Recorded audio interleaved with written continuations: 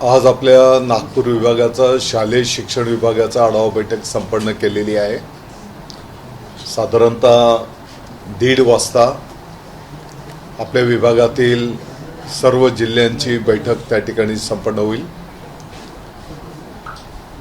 प्रत्येक जिल्ह्याचं प्रेझेंटेशन त्या ठिकाणी दिलं जाईल। अनेक शिक्षक बंधू भगिनींनी अधिकाऱ्यांनी चांगलं काम केलेलं आहे, त्यांचे पण अनुभव त्या ठिकाणी शेअर केले जातील। आणि मला वाटतं की येणाऱ्या काळामध्ये आपल्या राज्याचं धोरण ठरवताना राज्यव्यापी अशा वेगवेगळ्या बैठका घेऊन आपण पुढे जाणार आहोत। बैठकीच्या पूर्वी आपल्या कळमेश्वरच्या नगरपालिका माध्यमिक व उच्च माध्यमिक शाळेला भेट दिली, नगरपालिका प्राथमिक शाळा क्रमांक 1 ला भेट दिली, जिल्हा परिषद उच्च प्राथमिक शाळा उबाळी तिथे पण भेट दिली आणि आपल्या नागपूर महानगरपालिकेच्या कलमना हिंदी उच्च आणि प्राथमिक शाळेला संजय नगरला पण तिकडे भेट दिली आहे। मला वाटतं की PM श्री जी आमची कळमेश्वरची शाळा आहे, अतिशय चांगलं कामकाज त्या ठिकाणी दिसून आलंय। सर्व शिक्षक बांधवांचं मी तिकडे अभिनंदन केलंय। फक्त काही विद्यार्थ्यांची वैद्यकीय तपासणी केल्याच्या नंतर त्यांना जे काही डॉक्टरने सूचना केलेल्या आहेत तर त्याचा पुढचे उपचार करून घेण्याची सूचना त्या ठिकाणी करण्यात आली। आपल्या कलमना हिंदी आणि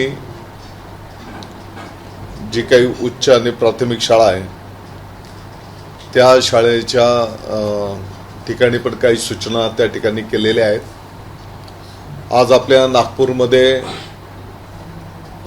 सर्व शाळांचे खेळांचे सामने एकत्रित आहेत आणि म्हणून बरेच विद्यार्थी आणि शिक्षक पण तिकडे होते।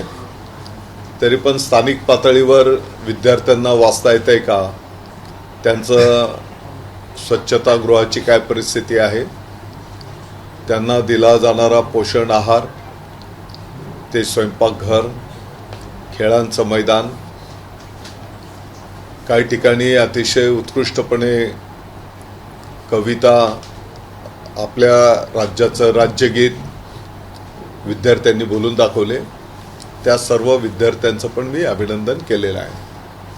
सर, MSRDC मंत्री जेव्हा तुम्ही होता तेव्हा तुम्ही मोठ्या प्रमाणामध्ये इन्फ्रास्ट्रक्चर वगैरे काम केलं मंत्री असताना, पण आता नवनवच कारभार आहे सगळा तुमचा। पण गेल्या 7.5 वर्षात एक टीका तुमच्या सरकारवर झाली आहे की शाळा ज्या आहेत प्राथमिक शाळा शहरातल्या त्या खूप बंद पडत चालल्या आहेत। त्या तुलनेनं इतर राज्यांमध्ये प्राथमिक शाळा या चांगल्या जातात। नागपूर शहराची परिस्थिती पाहिजे तर खूप साऱ्या शाळांमध्ये चालवायला दिल्या दुसरीकडे किंवा त्या शाळा बंद पडलेल्या आहेत, कारण की प्रत्येकालाच इंग्लिश शाळेत टाकायचं आहे। सरकारी शाळेकडे ओढा तसाही नागरिकांचा कमी आहे। तुमच्यापुढे चॅलेंज आहे, यापुढे तुम्ही इन्फ्रामध्ये एवढं काम केलं आहे तर हे वाढवण्यासाठी काय करावं भविष्यात? मला वाटतं की मी जसं बोललो, राष्ट्रीय शिक्षण धोरण ठरवत असताना आपल्या राज्याची जी काही प्राप्त परिस्थिती आहे, तुम्ही म्हटलं ते काही चुकीचं नाही आहे, काही ठिकाणी ती वस्तुस्थिती पण आहे आणि म्हणून इंग्रजी माध्यमांच्या शाळेमध्ये आपली पण त्या स्पर्धेत आपले पण शाळा टिकल्या पाहिजे, विद्यार्थी पण टिकले पाहिजे आणि विद्यार्थ्यांना आनंददायी गुणवत्तापूर्ण शिक्षण कसं मिळेल या दृष्टिकोनातून विभाग त्या ठिकाणी कामकाज करणार आहे। पाठीमागच्या काळामध्ये सर्व शिक्षक बांधवांच्या संघटना आहेत त्यांच्याशी पण संवाद केला गेला। जवळपास 65 संघटना उपस्थित होत्या, 4-5 तास विचारमंथन केले गेले।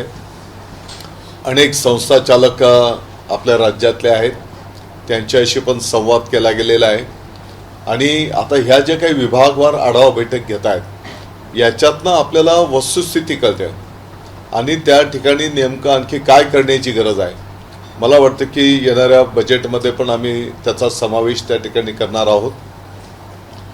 कालच माननीय मुख्यमंत्री महोदय देवेंद्रजी फडणवीस साहेबांनी पाठीमागच्या काळामध्ये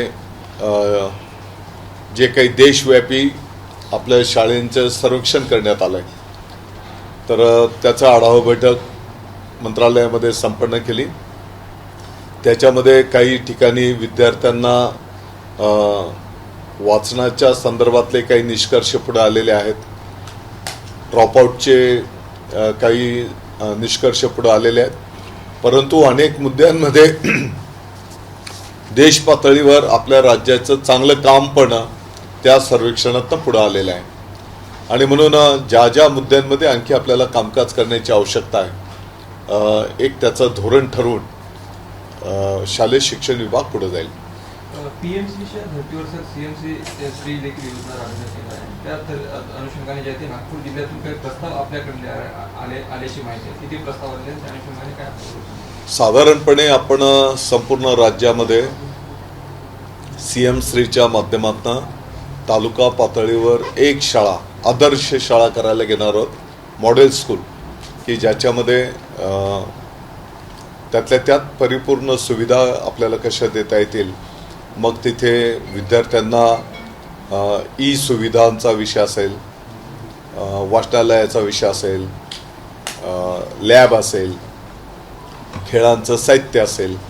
एकीकडे AIचा जमाना येत असताना आपण मोबाईलमध्ये पण लहान मुलांच्यापासून आपण सगळेजण, मला वाटतं की त्याच्यातनं पण आपल्याला मातीशी नाळं जे काही कमी होत आहे ते परत एकदा फील्डवर पण विद्यार्थ्यांना कसं नेता येईल.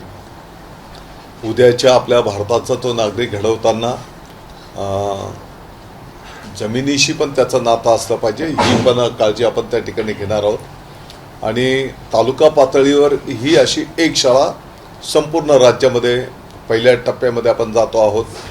त्याच्यासोबतच साधारणपणे 200 पटाच्या वरचे जे काही शाळा आहेत आपल्या, त्या शाळेमधला प्रत्येक शाळेचा एक वर्ग आपण आदर्श वर्ग करतो आहोत, स्मार्ट क्लास, की ज्याच्यामध्ये सर्व सुविधा आपण त्या ठिकाणी निर्माण करू.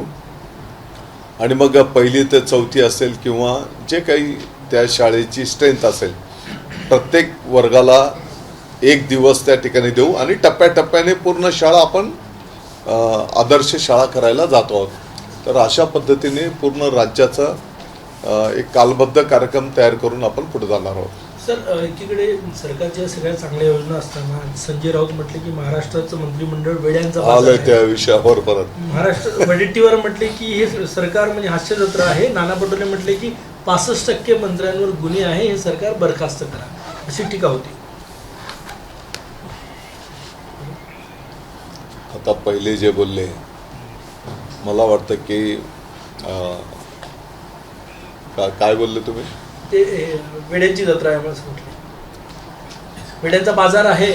जे बोलले त्यांना मला वाटतं की ठाण्याच्या रुग्णालयामध्ये एखाद्या दाढीवाल्या डॉक्टरला त्यांना दाखवावं लागेल.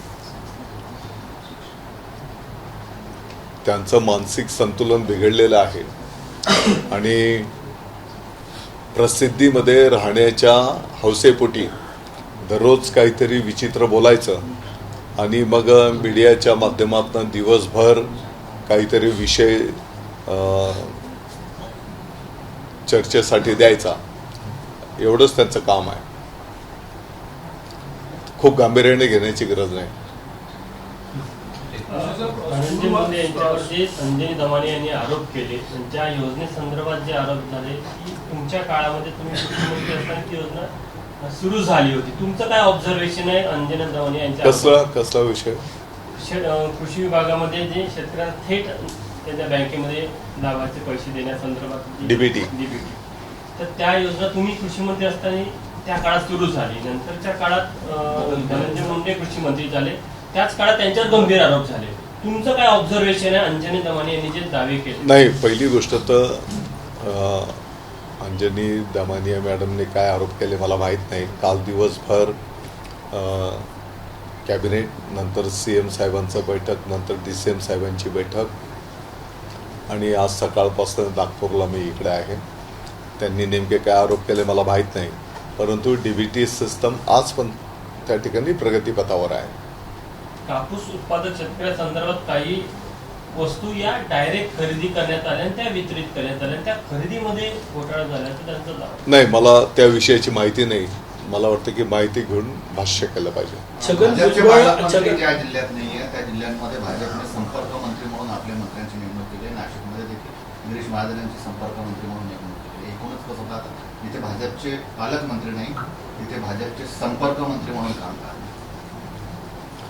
नाही बघा, लोकशाही प्रक्रियेमध्ये आणि राजकीय जीवनामध्ये पण प्रत्येक पक्षाला शेवटी त्या पक्षाचे त्या तालुका असेल, जिल्हा असेल, कार्यकर्ते असतात, पदाधिकारी असतात. प्रत्येक पक्षाला आपला पक्ष वाढवण्याचा लोकशाहीमध्ये अधिकार आहे आणि शेवटी आपलं उत्तरदायित्व आहे जनतेशी. कोणत्याही माध्यमातून जनतेचे प्रश्न सुटत असतील तर त्याचं स्वागत केलं पाहिजे. भुजबळ आणि छगन भुजबळ आणि एकनाथ खडसे नाशिकच्या पालकमंत्री पदाचा दावा तुम्ही सोडलाय की आहे, त्याच्यावर काय म्हणतो? असं दावा करणं, दावा सोडणं असे विषय कुठं असतात.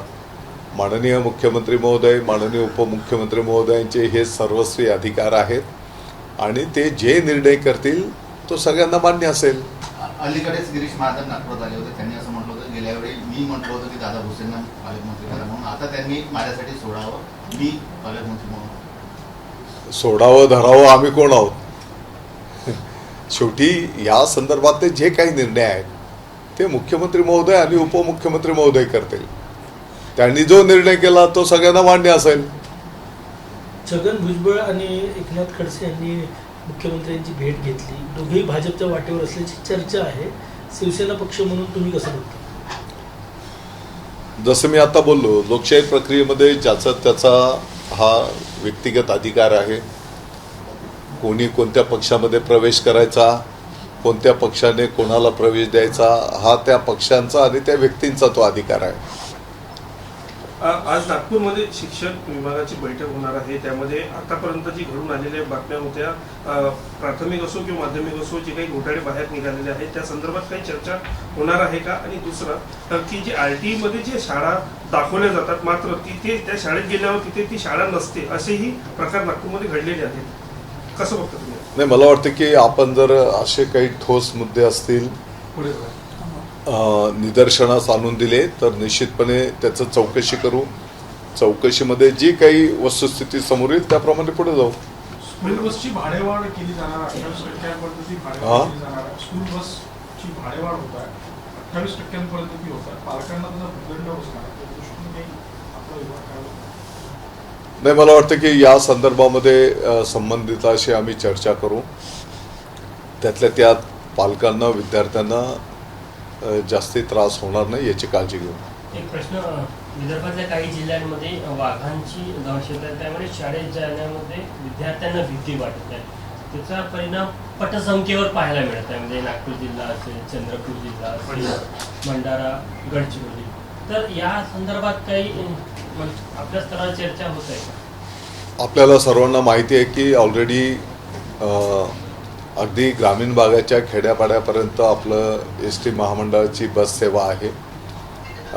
बस सेवेच्या माध्यमातून विद्यार्थ्यांना कन्सेशन त्या भाड्यामध्ये पण त्या ठिकाणी आहे. तत्रा पर्टिक्युलर अशा कुठल्या जर गावं असतील तर त्या ठिकाणी आणखी बसेसचं संख्या वाढवण्याच्या संदर्भामध्ये विनंती करू. अंशतः विना अनुदानित शाळा आहे, त्यांना जो अनुदानाचा टप्पा आहे तो केव्हापर्यंत दिला जाणार आहे? कारण की 3000 शाळा आणि 15000 तुकड्या त्यामध्ये समाविष्ट आहेत. पाठीमागच्या काळामध्ये या संदर्भातला एक शासन निर्णय निर्गमित झालेला आहे. त्यासाठीच्या पुरवणी मागण्यांमध्ये बजेटच्यासाठी आम्ही मागणी केली होती, परंतु त्याला निधी उपलब्ध होऊ शकला नाही. येणाऱ्या काळामध्ये आम्ही शासनाकडे तरतुदीकरता मागणी करणार आहोत. 50,000 शिक्षकांच्या वेतनवाढीचा विषय प्रलंबित आहे. कुठला? शिक्षकांच्या वेतनवाढी मी माहिती घेऊन बोलतो. नवीन शिक्षक भरतीचं काय? नवीन शिक्षक भरतीचा दुसरा टप्पा आता लवकरच सुरू होईल आणि ज्या ज्या ठिकाणी शिक्षकांची मागणी आलेली आहे आपलं शासकीय नियमानुसार त्या ठिकाणी त्यांना पोस्टिंग केलं जाईल. काही परीक्षा होणार नाही? ऑलरेडी पाठीमागच्या काळात झालेल्या आहेत ना. कोणी नवीन नाही? हा फेज संपला की मग नव्याने परीक्षा होईल. एबीपी माझा, उघडा डोळे बघा नीट.